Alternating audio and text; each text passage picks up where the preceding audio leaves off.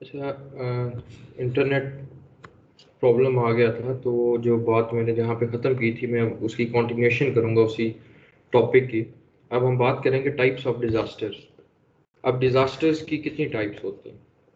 जो डिज़ास्टर है वो बेसिकली 5 कैटेगरीज में डिवाइड, सब कैटेगरीज में, सब ग्रुप में डिज़ास्टर को डिवाइड किया गया है। और वो कौन कौन सी कैटेगरीज हैं?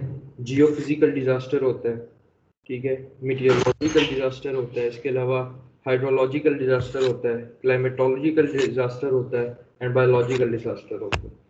ठीक है, अब इन टाइप्स को मैं वन बाय वन एक्सप्लेन करता हूँ। जो जियो फिजिकल डिजास्टर है, जियो फिजिकल डिजास्टर से मुराद ज़मीनी आफात, जो ज़मीनी आफात आती हैं उन्हें हम कहते हैं जियो फिजिकल डिजास्टर। ठीक है, अब ये जो डिजास्टर होता है इसका जो ओरिजिन होता है, जो जहाँ से ये इनिशिएट होता है, वो उसका सॉलिड अर्थ होती है। ठीक है, जितनी भी ज़मीन पे डिजास्टर्स आते हैं, जो आफात आती हैं, जो कि ओरिजिनेट होता है या इनिशिएट होता है सॉलिड अर्थ से, उसको हम कहते हैं जियो फिजिकल डिजास्टर।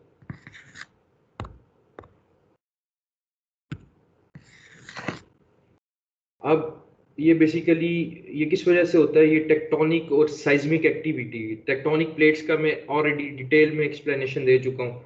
साइज्मिक एक्टिविटी क्या होती है बिलो अर्थ सरफेस, उसको भी मैं डिटेल में बता चुका हूँ। तो ये बेसिकली आते ही टेक्टोनिक प्लेट्स की मूवमेंट और साइज्मिक एक्टिविटी की वजह से below earth surface, geophysical disaster.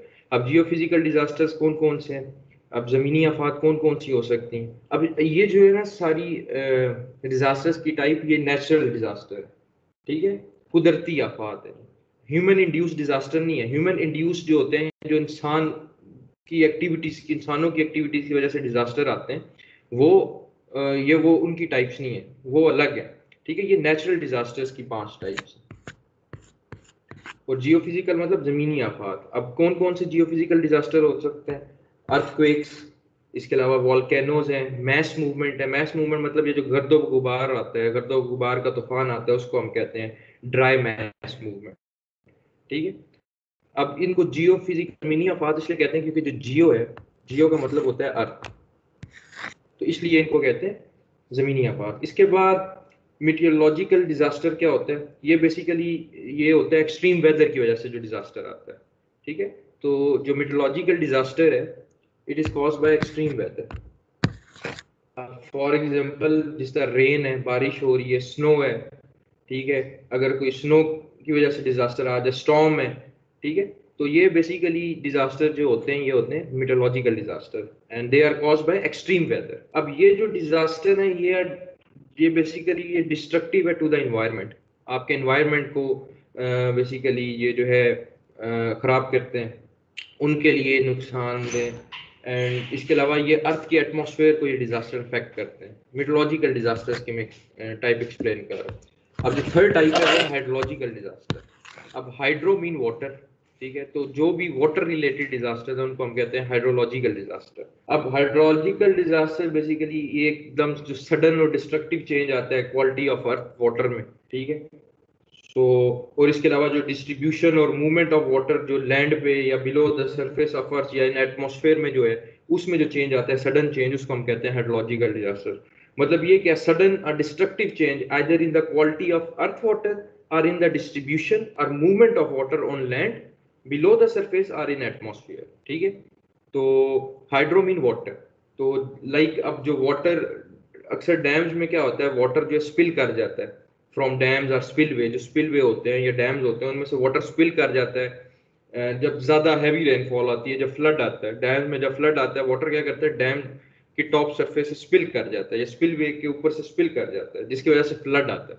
ठीक है, तो जो वाटर की ओवर टॉपिंग है डैम में, वो हाइड्रोलॉजिकल डिजास्टर है। और ये फ्लड जब आते हैं, फ्लड आते हैं डैम में, तब जो डिजास्टर आता है ये बेसिकली हाइड्रोलॉजिकल डिजास्टर, इसको हम कहते हैं जो disaster which is caused by water in water bodies जो होता है। अब जो फोर्थ टाइप है डिजास्टर की, वो है क्लाइमेटोलॉजिकल डिजास्टर। अब क्लाइमेटोलॉजिकल डिजास्टर, क्लाइमेट कहते हैं मौसम को, ठीक है, अब बेसिकली मौसम में जो एक लंबे अरसे की तब्दीली है, उसको हम कहते हैं क्लाइमेटोलॉजिकल, उसकी वजह से डिजास्टर आता है उसको कहते हैं, मतलब जो change in climate for a long period of time, उसकी वजह से जो डिजास्टर आएगा उसको हम कहेंगे क्लाइमेटोलॉजिकल डिजास्टर। अब जैसे कि एक्सट्रीम वेदर अब आजकल पाकिस्तान में क्या है कि जो गर्मियाँ हैं उसमें सही सख्त गर्मी होती है, सर्दियों में खड़ी खुश्क सर्दी होती है।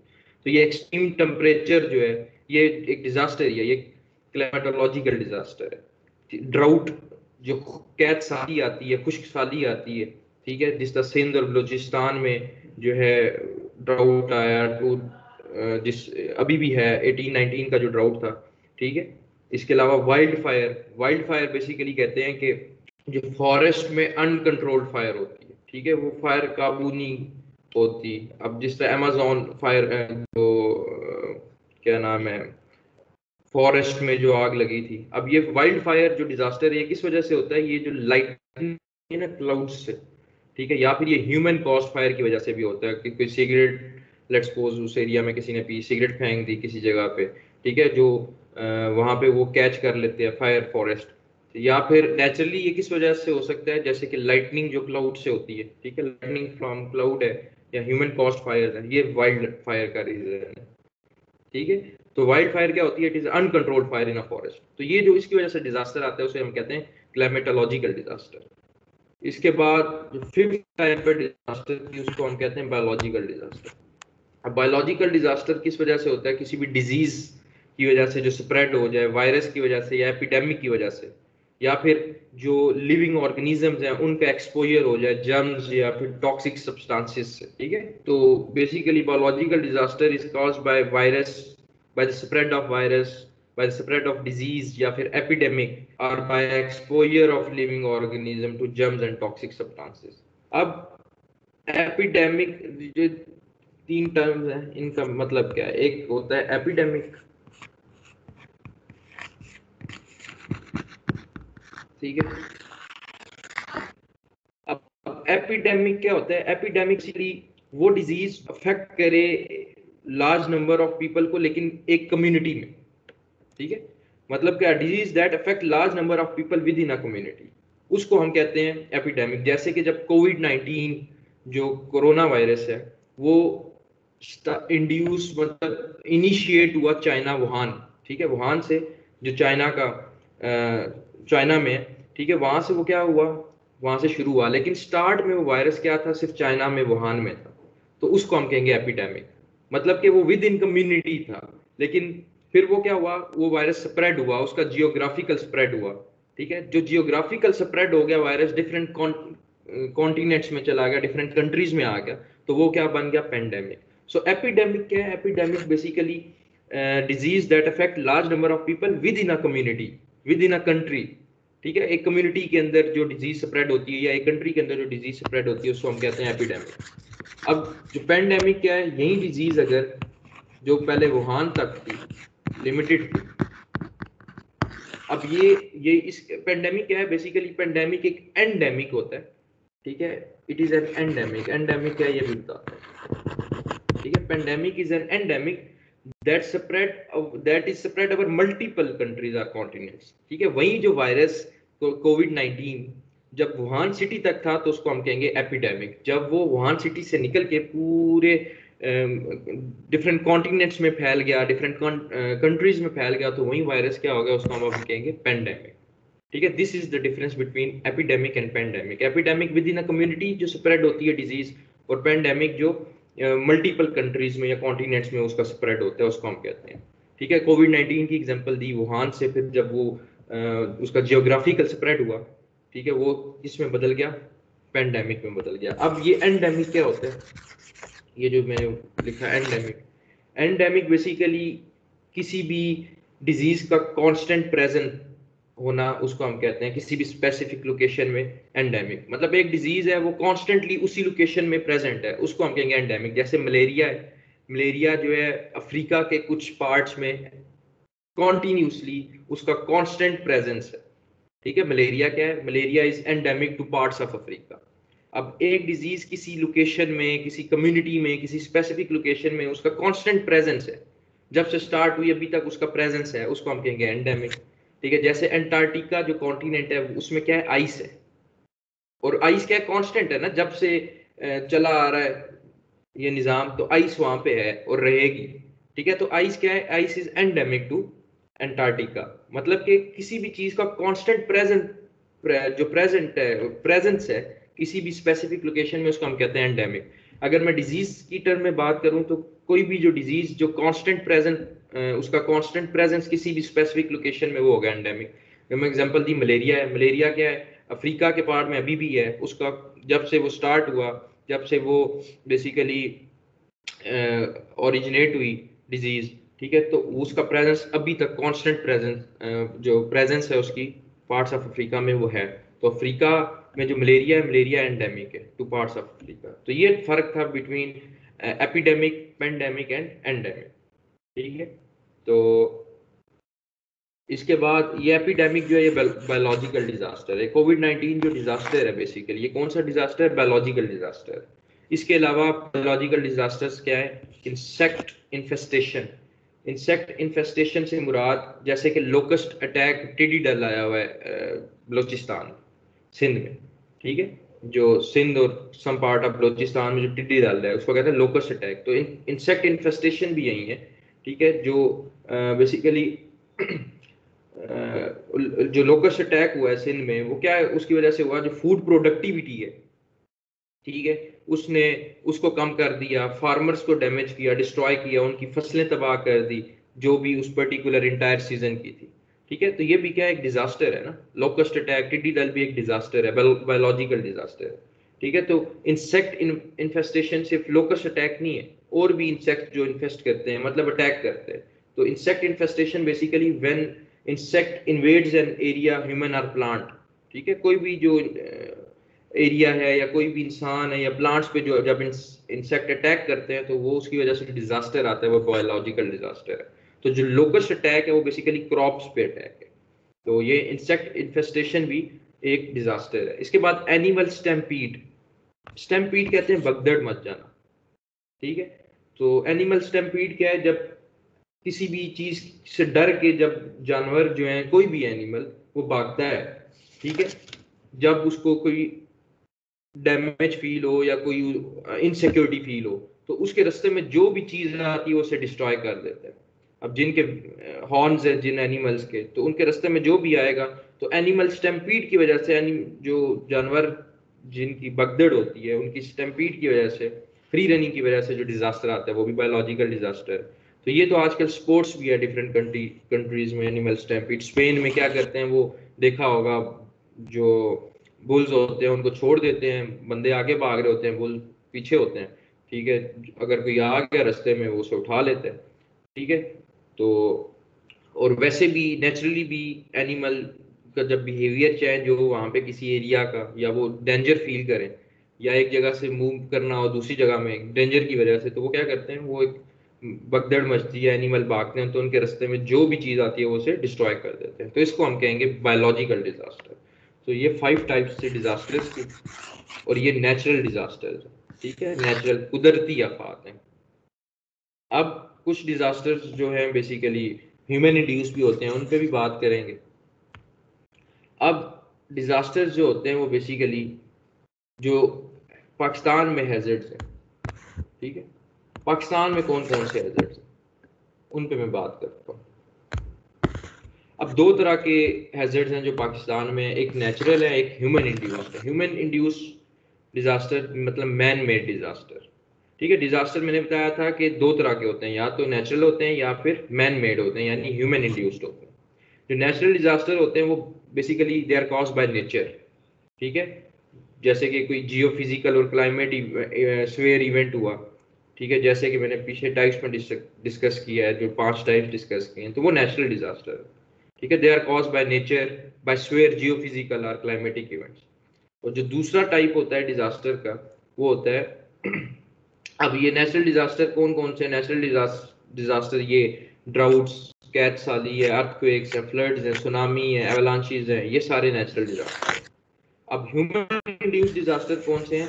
Human induced disaster mean man made disaster which are caused by human activities, ठीक है। जैसे कि केमिकल एक्सीडेंट हो गया इंडस्ट्री में, ऑयल स्पिल कर गया, ठीक है, ये मैन मेड डिजास्टर है, या इनको ह्यूमन इंड्यूस्ड डिजास्टर कहेंगे, ठीक है। तो ये किस वजह से होते हैं man made disaster? Industrial accident की वजह से हो सकते हैं, technological, terrorism, security related factors पे डिपेंड करते हैं। तो ये डिफरेंट तरह के हैं, इनको हम डिस्कस करते हैं one by one.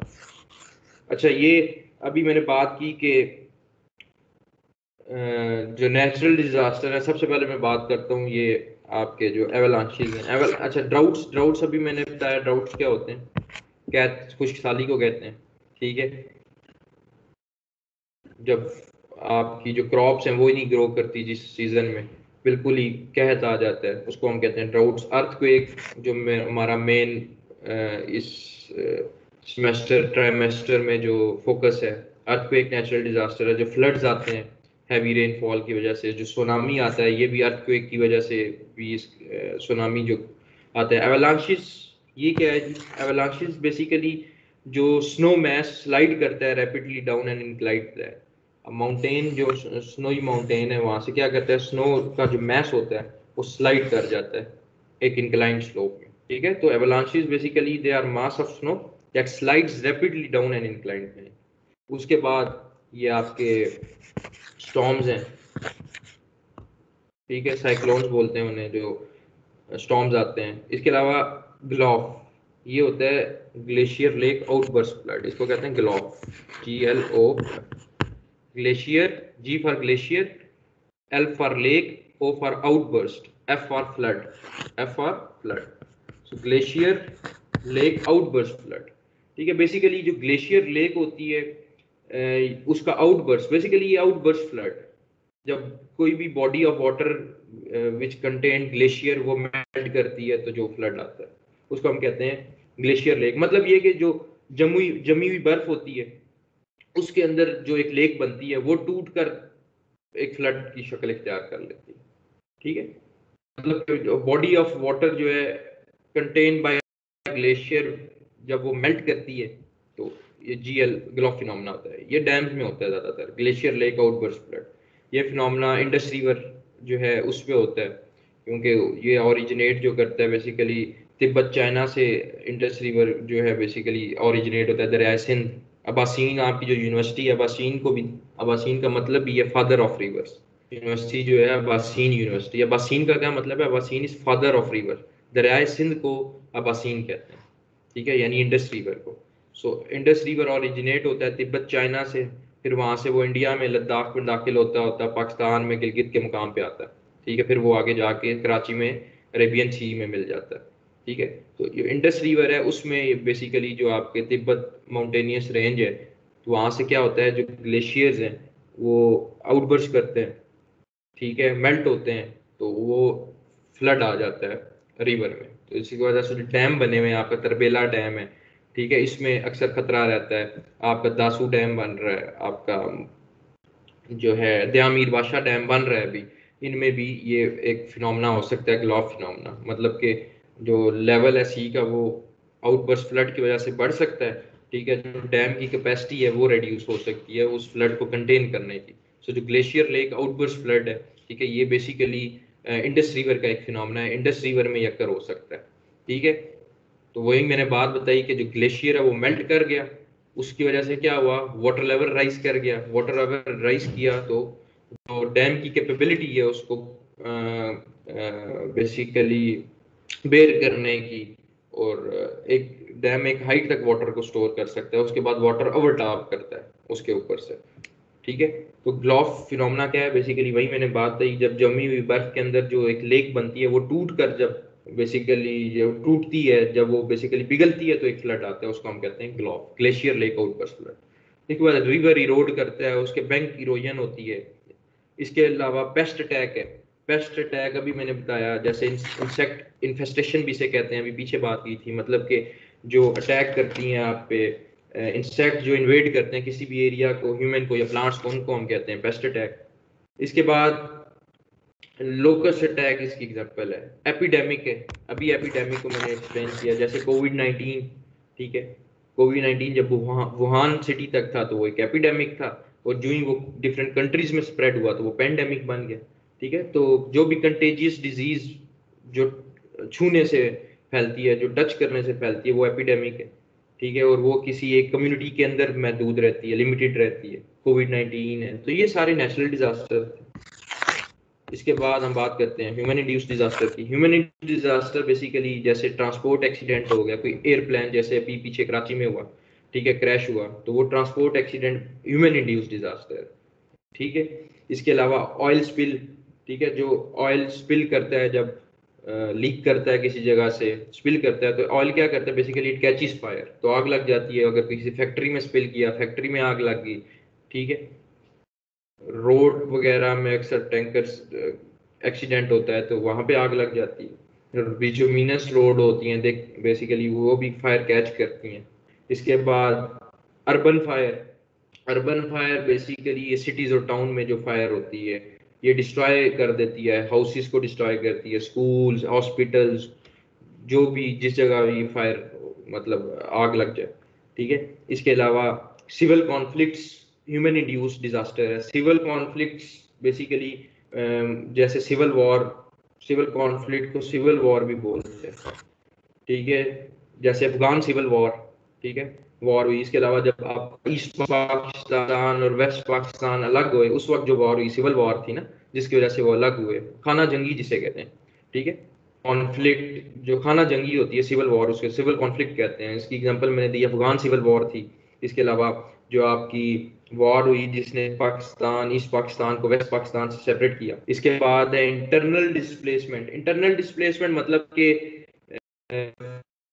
Force movement की कंट्री के अंदर जो लोगों को जबरदस्ती एक जगह से मूव करवाया जाए, ठीक है, जहां पे वो रहते हैं। जैसे कि मिलिट्री का जो पाकिस्तान आर्मी ने ऑपरेशन किया था मिलिटेंट्स के खिलाफ, जो आपके एक्सट्रीमिस्ट थे उनके खिलाफ मालाकंड रीजन में, केपीके में, ठीक है। 2019 में जब ऑपरेशन किया था, वहां के लोगों को क्या किया था, उन्हें फोर्स मतलब उनकी डिस्प्लेसमेंट की थी, इंटरनल डिस्प्लेस किया था उस इलाके से, क्योंकि उस इलाके से मिलिटेंट्स को क्लियर करना था, तो उन लोगों को वहां से डिस्प्लेस कर दिया था, वहां से मूव कर दिया था। फोर्स मूवमेंट जो होती है पीपल की किसी भी एक कंट्री के अंदर, ठीक है, मिलिट्री ऑपरेशन की वजह से भी हो सकती है, ठीक है, और भी रीजन हो सकते हैं, तो उसको हम कहते हैं इंटरनल डिस्प्लेसमेंट, ठीक है। तो इंटरनल डिस्प्लेसमेंट की मैंने एग्जांपल दी, जो मिलिट्री ऑपरेशन था अगेंस्ट मिलिटेंट्स इन मालाकंड रीजन, केपीके प्रोविंस में इन 2019, वो इंटरनल डिस्प्लेसमेंट की एग्जांपल है। इसके अलावा उस केस में जो लोगों को डिस्प्लेस किया गया वो 2.3 मिलियन, 23 लाख पीपल्स वर डिस्प्लेस, ठीक है, 23 लाख लोग डिस्प्लेस किए गए थे। उसके अलावा C N R accident, R accident, CNR कहते हैं chemical, nuclear and radiological accidents. Basically जो केमिकल्स की वजह से हो, या न्यूक्लियर एक्टिविटी की या रेडियोलॉजिकल एक्टिविटी की वजह से जो एक्सीडेंट होते हैं, उनको हम कहते हैं CNR एक्सीडेंट्स। तो बेसिकली 2015 में जो है 5 लाख तकरीबन लोग जो है वो they were expose to methyl isocyanate gas, एक मिथाइल आइसोसाइनेट गैस थी in 2015। 5 lakh people were expose इस गैस की वजह से और डिफरेंट केमिकल्स की वजह से हुए थे, और तकरीबन 16,000 people died due to this disaster. Basically disaster था, ठीक है, तो ये केमिकल डिजास्टर था। इन 2015 हुआ ये था कि 5 लाख तकरीबन लोग एक्सपोज हुए थे। जो बेसिकली केमिकल था वो था मिथाइल आइसोसायनेट गैस, गैस थी ये मिथाइल आइसोसायनेट गैस। तो इस वजह से 16,000 लोग मर गए थे, तो ये भी एक डिजास्टर है। तो ये ह्यूमन इंड्यूस्ड डिजास्टर थे। इसके अलावा जो ऑयल स्पिल डिजास्टर था, इसकी एग्जांपल में देना भूल गया। ऑयल स्पिल डिजास्टर बेसिकली सबसे जो वर्स्ट डिजास्टर पाकिस्तान में हुआ है, ऑयल स्पिल डिजास्टर, वो 2003 में हुआ था। तास्मान स्पिरिट ऑयल स्पिल किया था कराची के नजदीक। तास्मान, TSMAN, तास्मान स्पिरिट ऑयल। तास्मान स्पिरिट जो है वो basically Greek registered oil tanker था, ग्रीक रजिस्टर्ड था, ठीक है। वो नियर कराची बेसिकली स्पिल कर गया था, और वो ये बेसिकली कंसीडर किया जाता है 2003 में नियर कराची, ये it is the worst environmental disaster in history of Pakistan, इसको कंसीडर किया जाता है। 33,000 टन जो था ना ऑयल स्पिल किया था अरेबियन सी में, 33,000 टन। और इसके अलावा 16 किलोमीटर जो कोस्ट लाइन थी वो पोल्यूट हुई थी इस वजह से, ऑयल स्पिल होने की वजह से। इसके अलावा जो आपका ये जो अर्बन फायर डिजास्टर था, अर्बन फायर डिजास्टर 2012 में कराची में आते रहते हैं, लेकिन जो स्वेर हुआ 2012 में कराची में, बेसिकली एक मैसिव इंडस्ट्रियल डिजास्टर हुआ था, इंडस्ट्री में आग लग गई थी। अली एंटरप्राइजेस बेसिकली इंडस्ट्री थी, उसका नाम था, और एक मैसिव फायर हुई थी बल्दिया टाउन में, जो आप अक्सर सुना होगा, बल्दिया टाउन का अभी भी चल रहा होता है केस, ठीक है। तो बल्दिया टाउन में जो एक इंडस्ट्रियल डिजास्टर आया था, गारमेंट फैक्ट्री थी अली एंटरप्राइजेस, ठीक है। तो ये भी इसको भी मोस्ट डैमेजिंग फायर कहा जाता है in the history of Karachi, urban fire. इसके अलावा ट्रांसपोर्ट एक्सीडेंट बहुत से पाकिस्तान में जो है वो ट्रांसपोर्ट एक्सीडेंट्स हुए।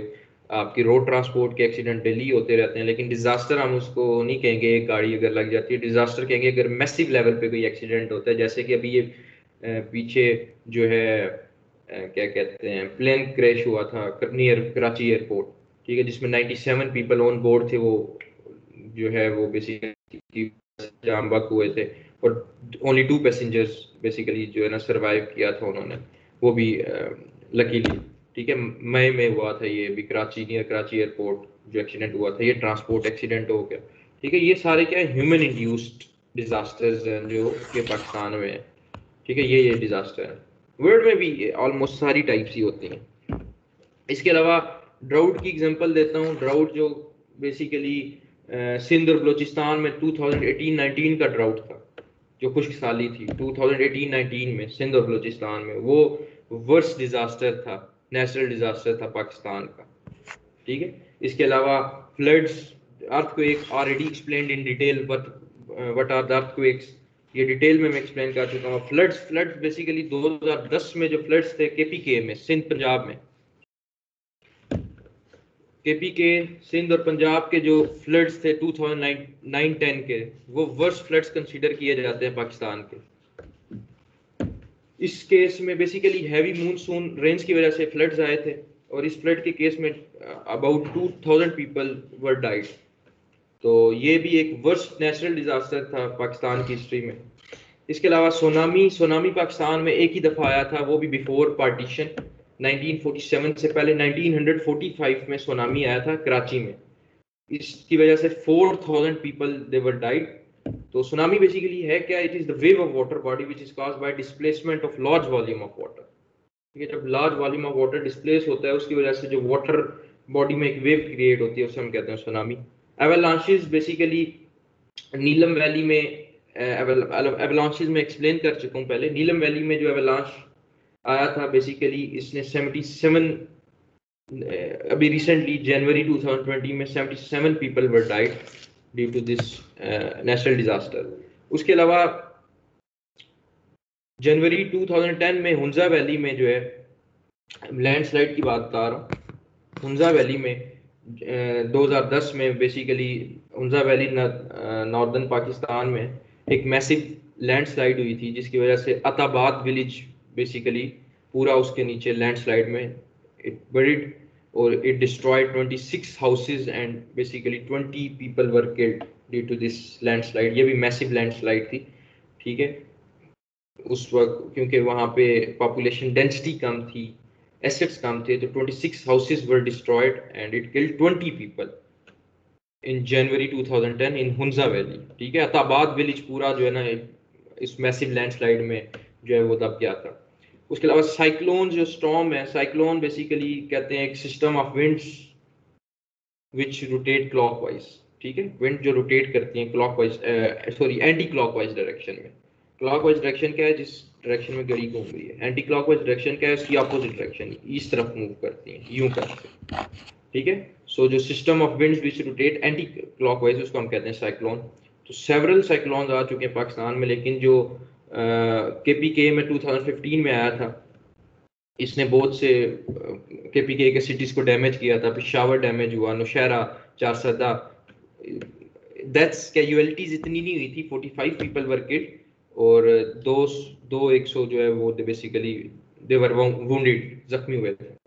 इसके बाद रिवर इरोजन जो है, रिवर इरोजन का मतलब है कि wearing away of river beds and banks through it's flooding. Flooding की वजह से जो बैंक्स और जो बेड्स हैं उनकी वेयरिंग होती है, उसको हम कहते हैं। अब मुजफ्फरगढ़ में बेसिकली 2019 में 26 विलेजेस को जो है ना एवैक्यूएट करवा लिया गया था, क्योंकि वहाँ पे रिवर इरोजन का खतरा था, ठीक है। तो उसकी वजह से कोई एज सच जो है डिस्ट्रक्शन नहीं हुई थी। पहले ही जो है ना इमरजेंसी डिस्ट्रक्शन से बचने के लिए, इस डिजास्टर से बचने के लिए वहाँ पे जो 26 विलेजेस थे उनको एवैक्यूएट करवा दिया गया था 2019 में, बिकॉज वहाँ पे जो है फ्लडिंग की वजह से जो है रिवर इरोजन का खतरा था। पेस्ट अटैक अभी रिसेंटली चल रहा है टिड्डी दल सिंध बलूचिस्तान में, ठीक है, लोकस्ट अटैक। तो ये भी एक डिजास्टर है। एपिडेमिक कोविड-19 बेस्ट एग्जांपल। इसके अलावा मलेरिया या पहले जितनी भी डिजीज आई, बाद में वैक्सीन तैयार हुई ना, तो एपिडेमिक की एग्जांपल कोविड-19 है। इसके अलावा एक होता है ब्लिजर्ड, एक और डिजास्टर होता है ब्लिजर्ड। ठीक है, ब्लिजर्ड बेसिकली स्नो स्टॉर्म होता है, बर्फ का तूफान होता है विद हाई विंड्स। ठीक है, अक्सर अगर मूवीज या सीजन देखे हो तो उसमें अक्सर स्नो स्टॉर्म आता है हैविंग हाई विंड्स। ठीक है, उसको कहते हैं blizzard. It is a snow storm with high winds. ये डिफरेंट डिजास्टर्स थे जो पाकिस्तान में। उसके बाद है जी scale of disaster. Scale of disaster का मतलब ये है कि how much destruction a disaster can create. ठीक है, उसको कहते हैं स्केल, कि कितनी डिस्ट्रक्शन एक जो डिजास्टर है वो क्रिएट कर सकता है। तो scale of disaster different factors पे डिपेंड करती है। सबसे पहला फैक्टर है lead time available. Lead time कहते हैं the time between start and completion of a process. कोई भी प्रोसेस है उसके स्टार्ट से लेके, ठीक है, कंप्लीशन तक का जो टाइम होता है उसको कहते हैं लीड टाइम। तो लीड टाइम अवेलेबल का मतलब ये है कि कितना टाइम है लोगों के पास कि वो अपने आप को बचा सकें, ठीक है, अपने एसेट्स को बचा सकें एक डिजास्टर होने से पहले।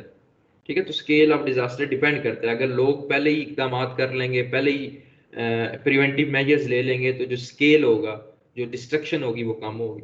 सो लीड टाइम लोगों के पास कितना है, ये तो नहीं है कि लोगों को वार्निंग इशू हुई और साथ ही डिजास्टर आ गया। अगर लीड टाइम उनके पास ज्यादा है, मतलब initial start and completion of process को कहते हैं लीड टाइम, मतलब कि a time, how much time मतलब people have to save themselves their assets before a disaster can happen, उसको कहते हैं लीड टाइम अवेलेबल। तो जितना लोगों के पास ज्यादा लीड टाइम आएगा वो उतने प्रिवेंटिव मेजर्स कर सकते हैं। अगर सडनली आ जाएगा तो डिजास्टर का स्केल बड़ा होगा, यानी कि डिस्ट्रक्शन ज्यादा होगी। सेकंड फैक्टर है इंटेंसिटी ऑफ हैजर्ड, मतलब कि let's suppose intensity of earthquake, hazard एक अर्थक्वेक है, अर्थक्वेक की बात करूं कि कितनी शिद्दत से आया, वो इंटेंसिटी क्या थी उसकी। ठीक है, जो हुआ है, अब इंटेंसिटी किसी चीज की ज्यादा होगी तो ऑब्वियसली डिस्ट्रक्शन भी ज्यादा होगी, इंटेंसिटी कम होगी तो डिस्ट्रक्शन भी कम होगी। अर्थक्वेक की एग्जांपल दे दी, ठीक है, उसकी इंटेंसिटी ज्यादा होगी तो डिस्ट्रक्शन क्या होगी, ज्यादा होगी। अब जो मुजफ्फराबाद में आया था अर्थक्वेक इन 2005, उसकी इंटेंसिटी ज्यादा थी, डिस्ट्रक्शन ज्यादा हुई। तो स्केल ऑफ डिजास्टर इस पे भी डिपेंड करता है, इंटेंसिटी ज्यादा होगी हैजर्ड की तो डिस्ट्रक्शन भी ज्यादा होगी। इसके अलावा थर्ड फैक्टर है ड्यूरेशन। तो स्केल ऑफ डिजास्टर ड्यूरेशन पे भी डिपेंड करता है। ड्यूरेशन से मतलब ये है कि टाइम पीरियड क्या है इस डिजास्टर का। टाइम पीरियड ज्यादा टाइम के लिए ड्यूरेशन के लिए डिजास्टर रहेगा तो डिस्ट्रक्शन भी ज्यादा होगी, ड्यूरेशन कम होगी तो उसका स्केल जो है डिजास्टर का वो भी कम होगा। ठीक है, इसके बाद है स्पेशल एक्सटेंट। ठीक है, स्पेशल एक्सटेंट इसका मतलब ये है कि how much area is damage by this natural और ह्यूमन इंड्यूस कैलेमिटी। कि स्पेशल मीन स्पेस, कितना एरिया डैमेज हुआ है इस वजह से। ठीक है, तो ये स्केल ऑफ डिजास्टर इस पे भी डिपेंड करता है। ऑब्वियसली ज्यादा एरिया डैमेज होगा तो डिस्ट्रक्शन ज्यादा ही हुई होगी ना। अब डिजास्टर नेचुरल भी हो सकता है, ह्यूमन इंड्यूस भी हो सकता है, तो कितना एरिया डैमेज हुआ है इस वजह से। इसके अलावा डेंसिटी ऑफ पॉपुलेशन। डेंसिटी कहते हैं कि एक लेट्स सपोज ये मैं इस एरिया की बात करूँ, एक पर्टिकुलर एरिया, इसमें कितने लोग रह रहे हैं। अगर इसमें ज्यादा लोग होंगे इसी एरिया में, और यही सेम एरिया में अगर मैं यहाँ से कुछ लोग कम कर दूं, दूर दूर कर दूं, तो इसका मतलब डेंसिटी इसकी कम है उसके मुकाबले में। मतलब density of people mean number of people in a particular space. अगर एक स्पेस में लोग ज्यादा हैं, अब जैसा ये घर बिल्कुल क्लोज क्लोज है, यहाँ पे डेंसिटी ज्यादा है। एक एरिया जहाँ पे घर दूर दूर है वहां पे डेंसिटी कम है। ठीक है, तो density of people means number of people in a particular space.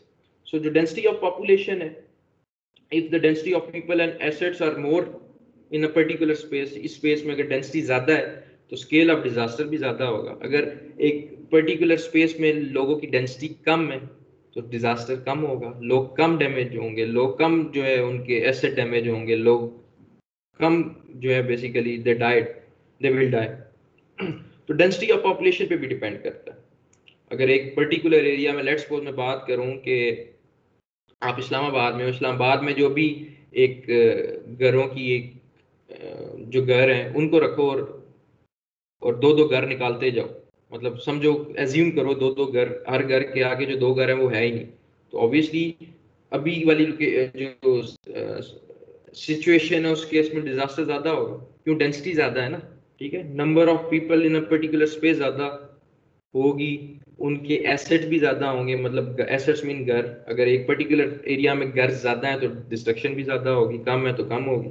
इसके अलावा टाइम ऑफ अकरेंस पे भी डिपेंड करता है scale of disaster. Time of occurrence का मतलब ये है कि a time at which the disaster occur, ठीक है, जिस टाइम पे डिजास्टर होगा, ठीक है।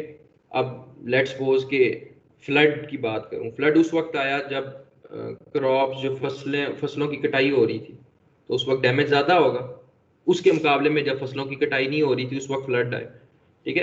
अब एक सीजन है जिस वक्त फसलों की कटाई कर रहे हैं फार्मर्स, और एक सीजन है जिसमें फसलों की कटाई नहीं हो रही, तो दोनों में जब फ्लड आएगा, लेट्स सपोज एक उस वक्त फ्लड आया जब कटाई हो रही थी, जब क्रॉप को हार्वेस्ट, कटाई को कहते हैं हार्वेस्ट, जब वो हार्वेस्टिंग कर रहे थे, ठीक है, उस वक्त डैमेज ऑब्वियसली ज्यादा होगा, स्केल ऑफ डिजास्टर ज्यादा होगा उसके मुकाबले में जब हार्वेस्टिंग नहीं थी क्रॉप की, ठीक है। तो ये चीज डिपेंड करती है इस पे, टाइम ऑफ अकरेंस पे। इसके बाद vulnerabilities existing in the element at risk, मतलब कि how many communities can be vulnerable to disaster। इसका मतलब ये है कि कितनी communities हैं which can be vulnerable to this disaster। अगर communities ज्यादा है, ज्यादा कम्युनिटीज अफेक्ट हो रही हैं तो स्केल ऑफ डिजास्टर भी ज्यादा होगा, अगर कम कम्युनिटीज अफेक्ट हो रही हैं तो स्केल ऑफ डिजास्टर भी कम होगा। उसके बाद नेक्स्ट है एलिमेंट्स एट रिस्क, मतलब ये कि कौन कौन से एलिमेंट्स इस डिजास्टर की वजह से रिस्क पे हो सकते हैं, जिनको खतरा हो सकता है।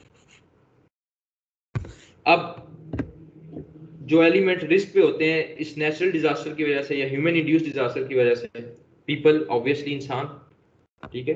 तो ये तो बहुत मतलब एक बेसिक सी बात है, इंसान तो अफेक्ट होंगे। अर्थक्वेक आता है, पीपल वर अफेक्टेड, जो आए, अगर आएगा तो अफेक्ट करेगा लोगों को ऑब्वियसली। फ्लड आएगा, स्क्वेयर किस्म का फ्लड डिजास्टर आएगा, कोई भी डिजास्टर आएगा, पहली चीज पीपल तो है ही है। दूसरी चीज लाइफ स्टॉक मतलब ये माल मवेशी होते हैं जो डोमेस्टिकेटेड एनिमल्स होते हैं, ऑब्वियसली ये भी इफेक्ट होते हैं, इनकी भी डेथ्स होती हैं, इन पे भी इफेक्ट पड़ता है। इसके अलावा आपके इंफ्रास्ट्रक्चर्स हैं, इंफ्रास्ट्रक्चर बेसिकली कहते हैं आपका जो भी आपकी फैसिलिटीज हैं, लाइक बिल्डिंग्स होगी, रोड्स होगी, पावर सप्लाईज होंगी। और लेट्स सपोज मैं एग्जांपल दूं, अर्थक्वेक आता है तो ये आपकी बिल्डिंग्स भी डिस्ट्रॉय होंगी, स्वेयर आता है, इंटेंसिटी ज्यादा है, आपकी रोड्स भी डिस्ट्रॉय करेगा, पावर सप्लाईज भी डिस्ट्रॉय होंगी, ठीक है। तो इंफ्रास्ट्रक्चर ये यही स्ट्रक्चर्स होते हैं, फैसिलिटी जैसे कि बिल्डिंग्स हैं, रोड्स हैं, पावर सप्लाईज हैं, जो कि which are needed for the operation of society. तो इंफ्रास्ट्रक्चर भी डैमेज होगा आपका, एलिमेंट एट रिस्क में इंफ्रास्ट्रक्चर भी एट रिस्क है, ठीक है। इसके अलावा क्रॉप्स हैं, ट्रीज हैं, फॉरेस्ट हैं, telephone, electric pole, sewerage system, ये भी तबाह हो सकते हैं। कम्युनिकेशन नेटवर्क, आपका जो कम्युनिकेशन नेटवर्क है वो डिस्ट्रॉय हो सकता है। रोड्स कम्युनिकेशन नेटवर्क है, रोड डिस्ट्रॉय हो सकती हैं, रेलवे हैं, एयरपोर्ट्स हैं। इसके अलावा आपकी डिफरेंट जो जो चीज़ें आपको नज़र आती हैं सब डिस्ट्रॉय हो सकती हैं। इसके अलावा पर्सनल प्रॉपर्टी है, यूनिवर्सिटीज, हॉस्पिटल, इंफ्रास्ट्रक्चर, तो ये सब चीज़ें, ये सब एलिमेंट्स जो है वो रिस्क पे होते हैं डिजास्टर की वजह से, जो कि डिस्ट्रॉय हो सकते हैं। इसके बाद डिजास्टर मैनेजमेंट, ठीक है। डिजास्टर मैनेजमेंट का ये मतलब है कि कैसे डिजास्टर को आप मैनेज कर सकते हो, ठीक है। हम में से कोई भी डिजास्टर को किस तरह मैनेज कर सकते हैं, मतलब कि किस तरह मिटिगेट कर सकता है, मिटिगेट में कम कर सकता है, सेव कर सकता है लॉसेस को। कौन कौन से लॉसेस? 3 लॉसेस बताए थे, इकोनॉमिक लॉसेस हैं, ह्यूमन लॉसेस हैं, एनवायरमेंटल लॉसेस हैं, ठीक है। तो इन लॉसेस को कैसे हम सेव कर सकते हैं, मिटिगेट कर सकते हैं, ये होती है मैनेजमेंट। किसी भी चीज की मैनेजमेंट क्या है कि उसको ऑर्गेनाइज करना, मतलब कि उसके इम्पैक्ट को कम करना। अब डिजास्टर मैनेजमेंट क्या है? डिजास्टर के इम्पैक्ट को कैसे कम किया जा सकता है, कैसे उसको मिटिगेट किया जा सकता है। जो डिजास्टर की वजह से हमें लॉसेज होंगे, इकोनॉमिक लॉसेज हैं, ह्यूमन लॉसेज हैं, एनवायरमेंटल लॉसेज हैं। तो डिजास्टर मैनेजमेंट में 3 फेजेस होते हैं। एक प्री इम्पैक्ट, यानी कि डिजास्टर आने से पहले जो फेस होता है। एक ड्यूरिंग इम्पैक्ट, एक जब डिजास्टर आया हो, मतलब अर्थक्वेक आने से पहले जो एक फेज होता है कि वार्निंग बता दी जाती है, फ्लड आने से पहले बता दिया जाता है अभी फ्लड आना है, तो प्री इम्पैक्ट फेज होता है। ड्यूरिंग इम्पैक्ट जब फ्लड आ जाता है, जब आया होता है उस वक्त का एक फेज होता है। एक पोस्ट इम्पैक्ट, एक जब फ्लड आने के बाद जो तबाही होती है वो फेस होता है। तो डिजास्टर मैनेजमेंट में 3 फेजेस होते हैं कि प्री इम्पैक्ट यानी आने से पहले क्या क्या मैनेजमेंट की जाए, ड्यूरिंग इम्पैक्ट जब आ जाए तो उस वक्त क्या मैनेजमेंट की जाए, और पोस्ट इम्पैक्ट जब आके डिस्ट्रॉय कर जाए तो उस वक्त क्या मैनेजमेंट की जाए, ताकि हम इकोनॉमिक, ह्यूमन और एनवायरमेंटल लॉसेस को सेव कर सकें। अब पाकिस्तान में जो डिजास्टर मैनेजमेंट की अथॉरिटी है वो है एनडीएमए, एनडीएमए, ठीक है। एनडीएमए से मतलब नेशनल डिजास्टर मैनेजमेंट अथॉरिटी, ठीक है। ये पाकिस्तान की अथॉरिटी है, नेशनल डिजास्टर मैनेजमेंट अथॉरिटी। ये बेसिकली रिस्पॉन्सिबल है डिजास्टर मैनेजमेंट के लिए, ठीक है। अब जैसा कोविड-19 डिजास्टर आया हुआ है, बायोलॉजिकल डिजास्टर है, तो एनडीएमए बड़ा न्यूज में सुनने को मिलता है। तो लेफ्टिनेंट जनरल मोहम्मद अफजल इसके करंट चेयरमैन है एनडीएमए के, ठीक है, लेफ्टिनेंट जनरल मोहम्मद अफजल। तो पाकिस्तान में ये सोसाइटी है जो मैनेजमेंट के लिए डिजास्टर की बेसिकली रिस्पॉन्सिबल है, ठीक है। अब ये ऑर्गेनाइजेशन या मैनेजमेंट जो है क्या करती है, डैमेज के इम्पैक्ट को कम करती है। और डिजास्टर मैनेजमेंट भी यही है कि to lessen the impact of damage, ठीक है। मैनेजमेंट ऑफ रिसोर्सेज हैं जो कि डिजास्टर के मैनेजमेंट इम्पैक्ट को जो डिजास्टर का इम्पैक्ट है, जो मैनेजमेंट है उसको वो कम करे, ठीक है। तो डिजास्टर मैनेजमेंट यही है कि organisation and management of resources to lessen the impact of damage. ये मैनेजमेंट है, एनडीएमए भी यही काम कर रही है, वो इसको मैनेज कर रही है। तो ये डिजास्टर मैनेजमेंट की बेसिकली। इसके बाद what are the goals of disaster management, ठीक है। गोल्स क्या है डिजास्टर मैनेजमेंट के, बेसिकली क्या अचीव करना है, क्या गोल्स अचीव करने हैं। तो सबसे पहले यही है टू मिटिगेट, मिटिगेट मतलब to reduce, to avoid damage, के डैमेज को अवॉइड करना, डैमेज को अवॉइड करना, ठीक है। मिटिगेट करना, रिड्यूस करना, टू मिटिगेट डैमेज और losses which occur due to hazards, ठीक है। जो भी आपके हैजर्ड्स की वजह से डैमेजेस हैं या लॉसेस हैं उनको मिटिगेट करना, उनको रिड्यूस करना, उनको अवॉइड करना, उनको मिटिगेट करना। दूसरा गोल क्या है डिजास्टर मैनेजमेंट का, जो दूसरा गोल है डिजास्टर मैनेजमेंट का वो है to basically to provide aid, aid मतलब हेल्प, ठीक है। क्विकली, प्रॉम्प्टली मतलब क्विकली, जो लोग अफेक्टेड हैं उनको क्विकली एड प्रोवाइड करना, ठीक है, विदाउट एनी डिले। ये दूसरा गोल होता है डिजास्टर मैनेजमेंट का, कि डिले ना की जाए। अगर डिले कर दी जाए तो आपका डिफरेंट नुकसान हो सकता है। लोग कोई स्वेयर कंडीशन में कोई बंदा है तो वो बेसिकली उसकी डेथ हो सकती है। इसके अलावा भी जो है ना क्विकली एड प्रोवाइड करना सेकंड गोल है। क्विकली मतलब प्रॉम्प्टली, ठीक है, प्रॉम्प्टली मतलब क्विकली, ठीक है, without any delay aid provide करना लोगों को, ये सेकंड गोल है। थर्ड गोल क्या है कि जब डिजास्टर आ जाए, ठीक है, डिजास्टर के बाद इफेक्टिव रिकवरी, रैपिड रिकवरी किसी भी चीज की, लाइक अगर आपकी जो लोग जिनके घर वगैरह तबाह हो गए उनको रिकवर करना दोबारा, ठीक है, उनको दोबारा जो डिस्प्लेस हो चुके हैं मतलब उनको आपने टेम्परेरी हाउसेज में शिफ्ट किया है, उनको दोबारा अपने परमानेंट हाउसेज में शिफ्ट करना। हॉस्पिटल्स तबाह हो गए अर्थक्वेक की वजह से, लेट्स सपोज, उनको दोबारा जो है उनकी रिकवरी करना। रोड्स कोई डैमेज होगी, जो एक रूट है एक जगह से दूसरी जगह जाने के लिए, लेट्स सपोज मैं कहता हूँ कोई आपकी जीटी रोड डैमेज होगी तो उसकी रिकवरी, ठीक है। तो थर्ड गोल क्या है to achieve rapid and effective recovery after disaster, ये थर्ड गोल है बेसिकली डिजास्टर मैनेजमेंट का। इसके बाद है ह्यूमन रिस्पॉन्स टू हैजर्ड, ठीक है। अब ह्यूमन का क्या रिस्पॉन्स है, जो भी आपकी आफात हैं, जो आपके डिजास्टर्स या हैजर्ड्स हैं, ह्यूमंस का क्या रिस्पॉन्स। अब बेसिकली लोगों के स्ट्रॉन्ग इमोशनल रिएक्शन होते हैं इस सिचुएशन में, ठीक है। तो ये आप अर्थक्वेक आए तो पता लग जाता है कि जो इमोशनल रिएक्शन है वो जाहिर हो रहे होते हैं लोगों के। अब टू बी रिएक्टिव का क्या मतलब, ये रिएक्टिव रिस्पॉन्स क्या होता है, रिएक्टिव, टू बी रिएक्टिव का मतलब ये है कि टू रिएक्ट और रिस्पॉन्ड टू समथिंग एल्स, ठीक है। मतलब कि एक लाइक किसी ने आपको थप्पड़ मारा, आप भी क्या करोगे, थप्पड़ ही मारोगे ना या बैठे रहोगे।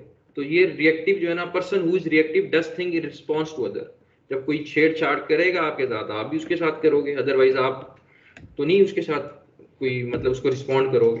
तो ये रिएक्टिव रिस्पॉन्स होता है, ये स्ट्रॉन्ग इमोशनल रिएक्शन होते हैं। मतलब एक हैजर्ड आया तो एक लोगों के इमोशनल रिएक्शंस जो हैं इन सिचुएशंस में होते हैं।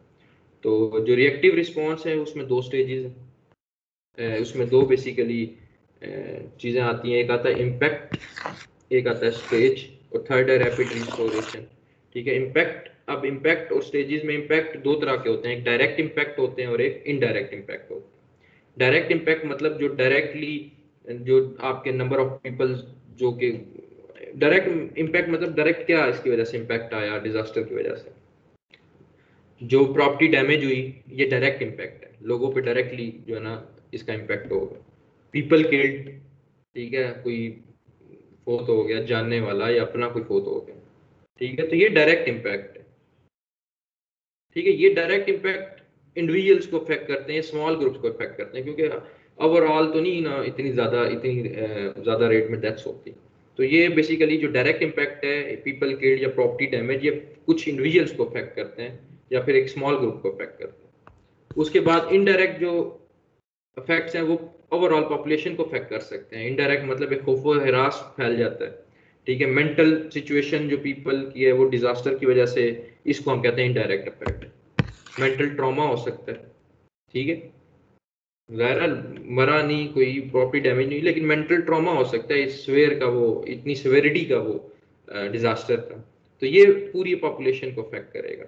इसके अलावा इनडायरेक्ट इफेक्ट टैक्स और इसमें डोनेशंस भी आती हैं। टैक्स और डोनेशन से मुराद ये है कि एक बंदा है वो टैक्स एक्सेप्ट करता है, डोनेशन लेता है या नहीं लेता। ठीक है, ये इनडायरेक्ट इफेक्ट में आता है। अब इनडायरेक्ट इफेक्ट जो है वो गवर्नमेंट को बहुत ज्यादा अफेक्ट करता है। ठीक, गवर्नमेंट जो एक्सपेंडिचर्स होते हैं उसको बहुत अफेक्ट करता है ये इनडायरेक्ट इफेक्ट। तो दो तरह के इम्पैक्ट्स हैं, एक डायरेक्ट इम्पैक्ट है यानी इफेक्ट्स हैं या इम्पैक्ट्स हैं, एक डायरेक्ट है एक इनडायरेक्ट है। जो डायरेक्ट इम्पैक्ट है वो एक स्मॉल ग्रुप को या इंडिविजुअल्स को अफेक्ट करता है, लेकिन जो इनडायरेक्ट इफेक्ट है वो एक पॉपुलेशन को अफेक्ट करता है। ठीक है, तो इनडायरेक्ट इफेक्ट ये जो गवर्नमेंट एक्सपेंडिचर्स में जो एक इम्पैक्ट होता है, इसमें जो कंसीडरेबल एकदम सडन गवर्नमेंट एक्सपेंडिचर्स जो यूज हो जाते हैं फॉरेन गवर्नमेंट पे, इसका इम्पैक्ट होता है। डायरेक्ट में एक कम्युनिटी या स्मॉल ग्रुप में होता है। सेकंड चीज है स्टेजेस।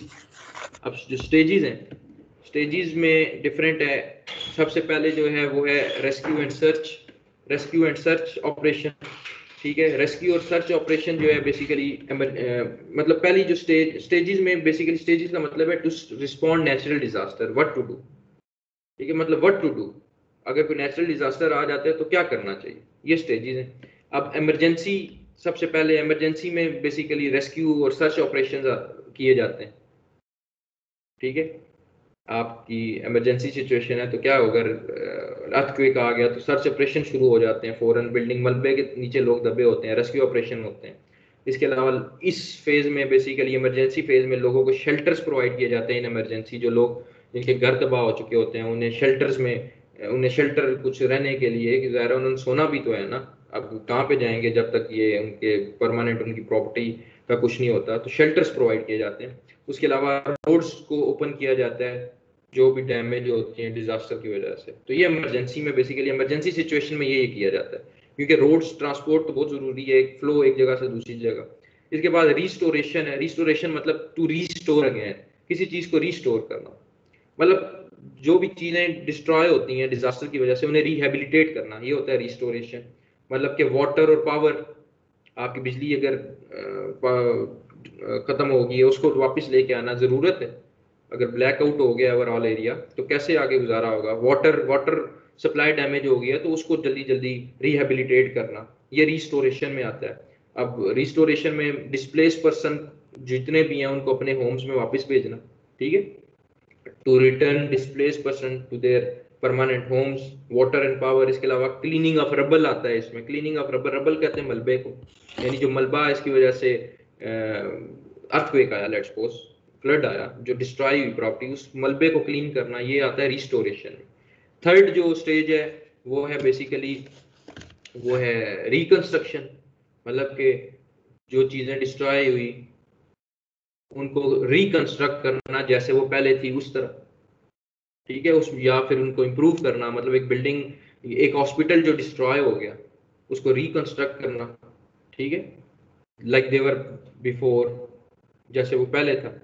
ठीक है, यानी कि pre disaster level reconstruction phase 1 की बात कर रहा हूँ, 2 की बात नहीं कर रहा। इंप्रूवमेंट 2 में होती है, वो मैं बोल गया, वो 2 में होती है। रिकंस्ट्रक्शन 1 में किसी भी चीज को प्री डिजास्टर लेवल पे लेके आना, यानी डिजास्टर से पहले जिस हालत में वो थी उस हालत में लेके आना। रिकंस्ट्रक्शन जो 2 फेज है उसमें मतलब और इम्प्रूवमेंट क्या की जा सकती है कि नेक्स्ट टाइम अगर अल्लाह ना करे ऐसी कोई सिचुएशन आती है तो उसको कूप किया जा सके, उसको टैकल किया जा सके, उसे बर्दाश्त किया जा सके।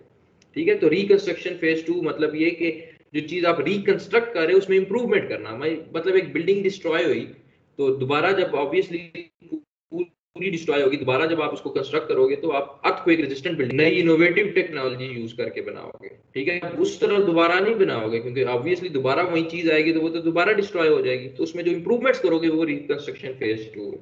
उसके अलावा एक बात और कि जो रैपिड रिस्टोरेशन है वो काउंटर प्रोडक्टिव होती है, मतलब इनफेक्टिव होती है। रैपिड रिस्टोरेशन मतलब एक पूरा एरिया तबाह हो गया, उसको फौरन फौरन नहीं रिस्टोर किया जाता, करना चाहिए।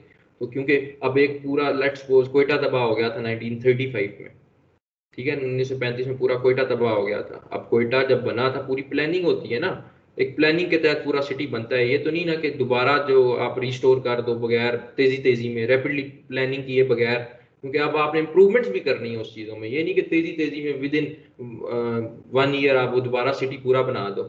आप उस पर रैपिड रिस्टोरेशन नहीं करते, आप पूरी प्लानिंग करते हो, इंप्रूवमेंट्स करते हो, फिर जाके जो है ना आप उसको देखते हो कि क्या यहाँ पे मैंने रिहेबिलिटेशन करनी है, अगर रिकंस्ट्रक्शन करनी है। तो ये रैपिड रिस्टोरेशन जो है ना वो इनफेक्टिव होती है, काउंटर प्रोडक्टिव मतलब इनफेक्टिव। ठीक है, अब मैनेजमेंट साइकिल, ये एक साइकिल है मैनेजमेंट का जो आपको ओवरऑल एक्सप्लेन कर देगा व्हाट इज मैनेजमेंट साइकिल। तो दो ब्रॉड कैटेगरीज होती है मैनेजमेंट की। एक होती है बिफोर द इवेंट, यानी डिजास्टर आने से पहले, मैंने बताया था बिफोर इम्पैक्ट। ठीक है, एक इम्पैक्ट के दौरान होती है, बेसिकली हम दो लेते हैं, एक आफ्टर द इवेंट, एक ड्यूरिंग इम्पैक्ट भी होती है। ठीक है, तो ब्रॉड कैटेगरीज डिजास्टर मैनेजमेंट की 2 है। ब्रॉडर सेंस में बात करूं वैसे 3 कैटेगरीज में डिवाइड किया गया। ब्रॉड कैटेगरीज 2 हैं, before the disaster and after the disaster. तो बिफोर द बेसिकली इवेंट या बिफोर द डिजास्टर जो मैनेजमेंट है वो दो चीजें होती हैं, उसमें प्रिपरेशन आती है और प्रिवेंशन एंड मिटिगेशन आती है। अब प्रिपरेशन में बेसिकली, और जो आपका आफ्टर द इवेंट है, ठीक है, उसमें ये फिर डिफरेंट चीजें हैं। अब मैं बात कर रहा था प्रिपरेशन। ठीक है, प्रिपरेशन में फिर आगे दो सब कैटेगरीज है, एक है प्री इम्पैक्ट एक्टिविटीज और दूसरी है रिस्क असेसमेंट। ठीक है, तो ये देखो ये प्रेपरेशन के अंदर आ रही है, प्रेपरेशन का एरिया ये यहाँ से यहाँ तक है। तो ये जो प्री इम्पैक्ट एक्टिविटीज हैं ये प्रेपरेशन के अंदर है, और रिस्क असेसमेंट एंड प्लानिंग दोनों के अंदर है। रिस्क असेसमेंट एंड प्लानिंग आपकी प्रेपरेशन के अंदर भी आती है इतना पोर्शन, और ये रिस्क एंड मिटिगेशन के अंदर भी आता है इतना पोर्शन, और इसके अंदर भी आता है, इसकी सब कैटेगरी है। अच्छा, मैं बात कर रहा था कि आपकी जो प्रेपरेशन है, सबसे पहले इसकी बात कर रहा हूँ। प्रेपरेशन में क्या आता है, प्री इम्पैक्ट एक्टिविटीज। सबसे पहले प्री इम्पैक्ट एक्टिविटीज मीन की है हाउ टू प्रिवेंट डिजास्टर। एक डिजास्टर होने से कैसे उसको, प्री इम्पैक्ट जो आपकी एक्टिविटीज होती है इम्पैक्ट होने से पहले, कि हाउ टू प्रिवेंट डिजास्टर, क्या क्या प्रिवेंटिव मेजर्स लिए जा सकते हैं, लोगों को बताना हाउ टू प्रिवेंट डिजास्टर। ठीक है, जैसे फ्लड्स है, ठीक है, फ्लड्स आ सकते हैं तो आप क्या कर सकते हो, डैम्स की कंस्ट्रक्शन। ठीक है, अर्थक्वेक है तो अर्थक्वेक प्री इम्पैक्ट एक्टिविटीज, मतलब अर्थक्वेक से पहले मतलब डिजास्टर को कैसे प्रिवेंट करना है, अर्थक्वेक रेजिस्टेंट बिल्डिंग्स बना दो। ठीक है, तो ये होता है प्री इम्पैक्ट एक्टिविटीज। और फ्लड के केस में डैम्स की कंस्ट्रक्शन हो सकती है जहाँ पे ज्यादा फ्लड आते हैं, तो इम्पैक्ट आने से पहले जो एक्टिविटीज है। उसके बाद सेकंड है,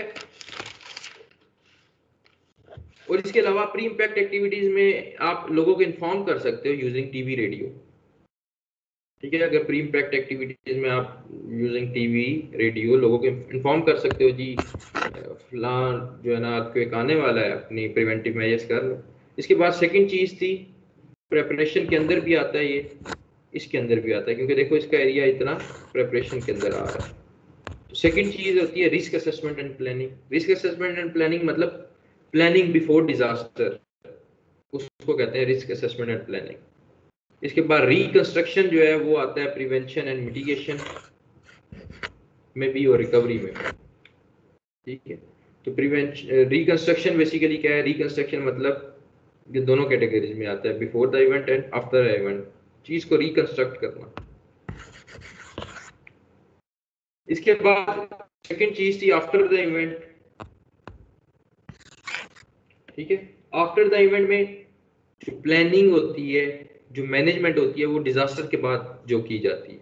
इसमें तो बिफोर डिजास्टर जो प्लानिंग और मैनेजमेंट होती है वो है ना, आफ्टर द इवेंट मतलब डिजास्टर के बाद जो प्लानिंग और मैनेजमेंट की जाती है वो होती है आफ्टर द इवेंट, जो बेसिकली कैटेगरीज में आता है। अब इसमें दो सब कैटेगरीज हैं, जैसे कि बिफोर द इवेंट में दो सब कैटेगरीज थी, एक थी प्रेपरेशन और एक थी prevention and mitigation. After the event में भी दो है, रिस्पांस और रिकवरी, ठीक है।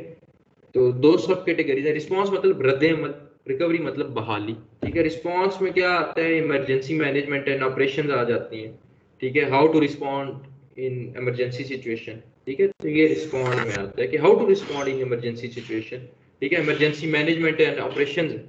इसके बाद रिकवरी में क्या आता है, restoration of infrastructure and services, like जो चीजें आपकी तबाह हो चुकी हैं उनकी रिकंस्ट्रक्शन, उनकी रिहेबिलिटेशन, ठीक है। तो रिकंस्ट्रक्शन बेसिकली रिकवरी भी बचाओ, उस चीज का ज़ाला करना, वो आप कैसे कर सकते हो, वो आती है आपकी रिकवरी में।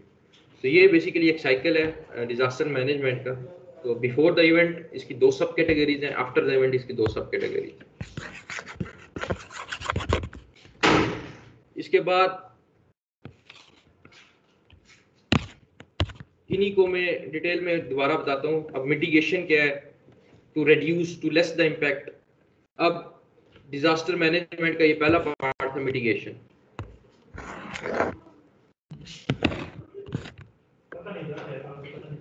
अब मिटिगेशन का मतलब है किसी चीज को एलिमिनेट करना, डिजास्टर आना है उसको एलिमिनेट करना। अब लाजमी नहीं है कि डिजास्टर जो है उसको आप कंप्लीटली एलिमिनेट कर सको, खत्म कर सको। अगर ये पॉसिबल नहीं है तो उस चीज को रिड्यूस करो, ठीक है। अब रिड्यूस कैसे कर सकते हो अकरेंस ऑफ डिजास्टर, या जो डैमेज होगा उस डिजास्टर की वजह से। तो डिफरेंट चीजें हैं, आपकी बिल्डिंग जो आप बनाओ, अर्थक्वेक रेजिस्टेंट बिल्डिंग की मैंने बात की, कि आपको पता है कि एक एरिया डिस्ट्रॉय हो चुका है, लाइक मैंने बात की कोयटा 1935 में कंप्लीटली डिस्ट्रॉय हो चुका था। अब उसको रिस्टोर करना है उस पूरे एरिया को, ठीक है। तो आपने ये नहीं करना कि दोबारा उसी तर्ज पे आपने रैपिड रिस्टोरेशन कर ली, नहीं, आपने प्रॉपर प्लानिंग के थ्रू आपने अब जो बिल्डिंग्स बनानी है वो सिचुएशन के लिहाज से बनानी है। आप बिल्डिंग कोड्स यूज करो, ठीक है।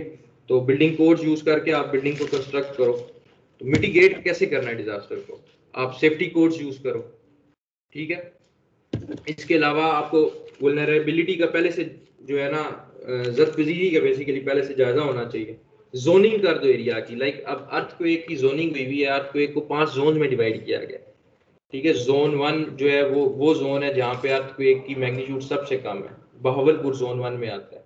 इसके अलावा जोन 4 वो जोन है जहाँ पे अर्थक्वेक की मैग्नीट्यूड सबसे ज्यादा है, आपका मुजफ्फराबाद जोन 4 में आता है, ठीक है। तो ये जोनिंग कर देना, ठीक है। ये भी क्या है, मिटिगेशन में। तो अब जिस एरिया में आपने जोनिंग की है, जिस एरिया में ज्यादा अर्थक्वेक है, ठीक है, वहां पे आप मैनेजमेंट उस लिहाज से करोगे, बाकी एरियाज में मैनेजमेंट आप उस लिहाज से करोगे, ठीक है। सो जोनिंग कर देना, जोनिंग मतलब हल्का बंदी कर देना उन एरियाज की जहां पे ज्यादा चांसेस है डिजास्टर के, जैसे अर्थक्वेक जोनिंग है, अर्थक्वेक के डिफरेंट जोन है। इसके अलावा मिटिगेशन के लिए आप क्या कर सकते हो, आप लोगों को गाइड कर सकते हो, लोगों को basically you can make public aware कि किस तरह basically how they will cope this situation, how they will tackle this situation. तो ये बेसिकली मिटिगेशन फेज में आता है। इसके बाद सेकंड जो चीज है वो है प्रिपेयर्डनेस। अब प्रिपेयर्डनेस में बेसिकली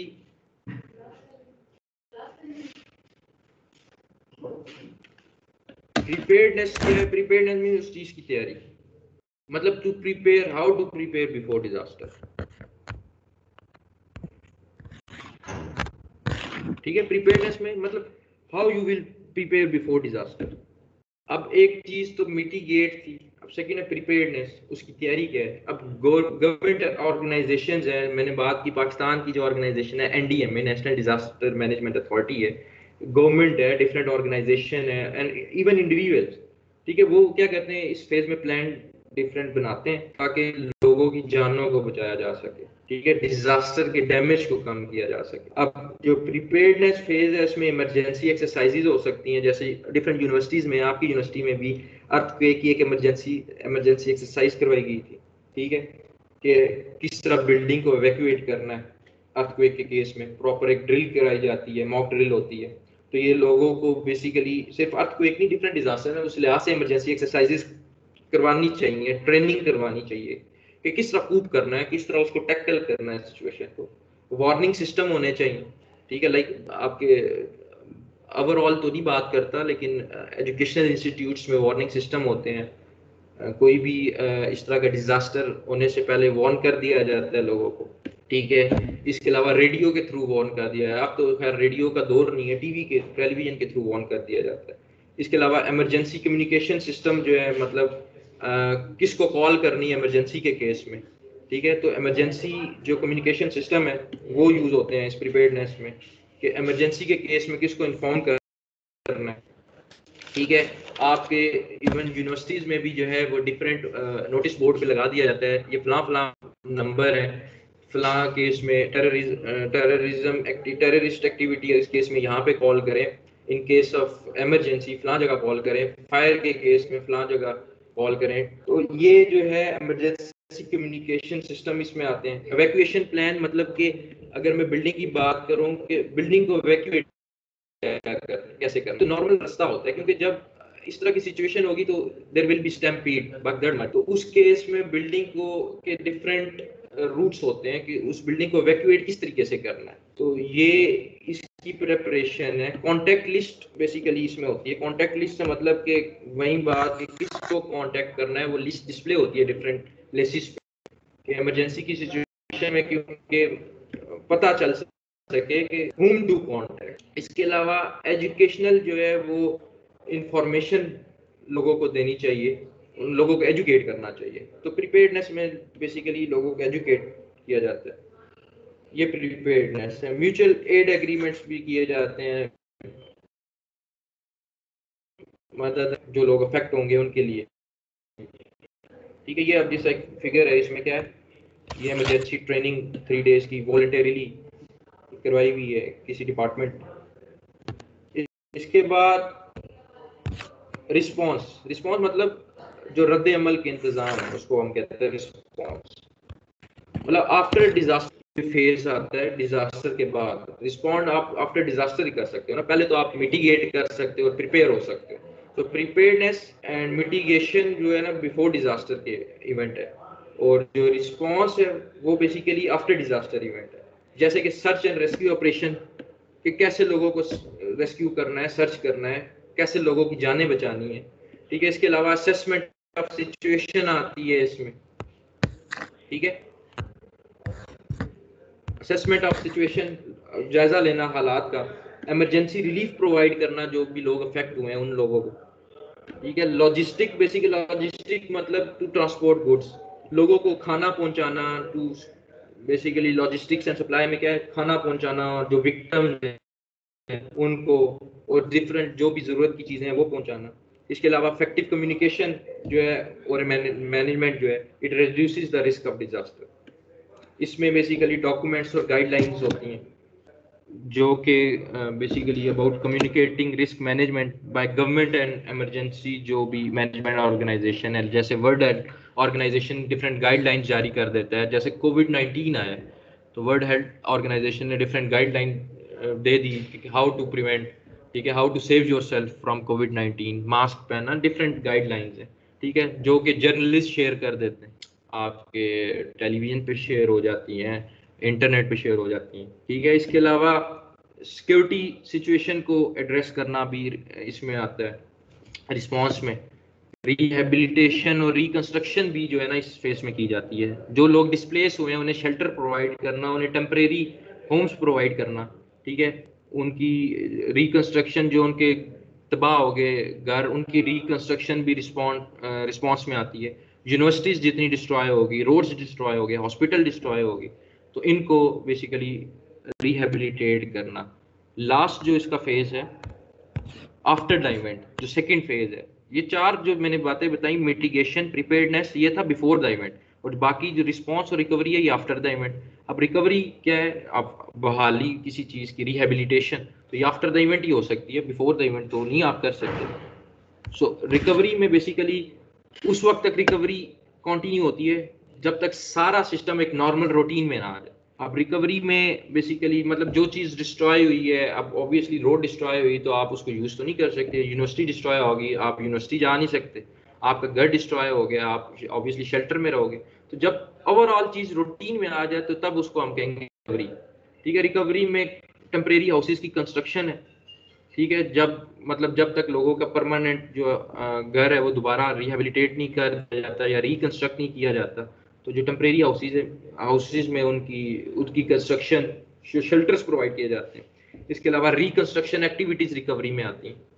ठीक है, जितनी भी आपने रिकंस्ट्रक्शन करनी है, हॉस्पिटल्स बनाने हैं, रोड्स बनानी है। इसके अलावा हेल्थ एंड सेफ्टी एजुकेशन, ठीक है, इसमें प्रोवाइड की जाती है, काउंसलिंग प्रोग्राम किए जाते हैं रिकवरी में।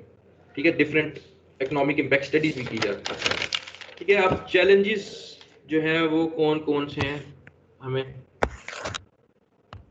ठीक है, चैलेंजेस बहुत ज़्यादा हैं, एक लंबी लिस्ट है।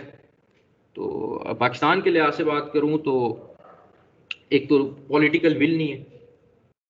ठीक है, ये एक डिजास्टर के केस में हमें चैलेंज फेस करना पड़ता है, पॉलिटिकल अटेंशन नहीं है। इसके अलावा रिसोर्सेज, पाकिस्तान कोई डेवलप्ड कंट्री नहीं है, फर्स्ट वर्ल्ड कंट्री नहीं है। ठीक है, तो रिसोर्सेज कॉन्स्ट्रेंट है, रिसोर्सेज की कमी है। ठीक है, डिजास्टर सिचुएशन को कूप करने के लिए अगर कोई डिजास्टर आ जाता है पाकिस्तान में तो हमारे वो रिसोर्सेज, वो वसाइल ही नहीं है हमारे पास। कोविड-19 आया, इकॉनमी बिल्कुल हमारी जो थी वैसे भी बूम नहीं कर रही थी, तो इकॉनमी बिल्कुल ही डाउन होगी। ठीक है, मतलब इस तरह का कोई कैटास्ट्रोफिक कोई कुदरती आफात आ जाए हम पे, या इस तरह का कोई इवेंट हो जाए, तो हमारे इतने रिसोर्सेज नहीं है। अब चाइना क्या था, चाइना के पास रिसोर्सेज थे, that's why they counter the situation. Wuhan city में हुआ और उन्होंने उसको टैकल किया सिचुएशन को, ठीक है, उस एंडेमिक को। ठीक है, इसके अलावा लोगों को डिजास्टर के बारे में अवेयरनेस नहीं है, किस सिचुएशन को डील कर, उनको समझ ही नहीं आती। जब डिजास्टर हो चुका है, नुकसान हमारा ज्यादा हो जाता है, डिस्ट्रक्शन ज्यादा हो जाती है, हम मिटिगेट नहीं कर पाते। मतलब हम बिफोर द डिजास्टर हम उस चीज को बहुत मिटिगेट कर सकते थे, एसेट्स को बचा सकते थे, लाइफ लोगों की जानों को बचा सकते थे, लेकिन अवेयरनेस ना होने की वजह से ये काम भी जो है ना एक चैलेंज है हमारे लिए। लोगों को अवेयर करना चाहिए कि डिजास्टर से कैसे हमें टैकल करना है, उसको कैसे कूप करना है। इसके अलावा जो हमारे प्रोफेशनल एक्सपर्टीज हैं इस फील्ड में, डिजास्टर DRM कहते हैं, डिजास्टर रिस्क मैनेजमेंट की फील्ड, वो भी, उनकी भी प्रोफेशनल एक्सपर्टीज नहीं है इस फील्ड में, मतलब इनकम्पिटेंसी है प्रोफेशनल्स। सो ये सारी चीजें जो हैं बेसिकली हमारे चैलेंजेस हैं। ये था जी आज का लेक्चर। इसमें कोई क्वेरी हो आप पूछ सकते हो।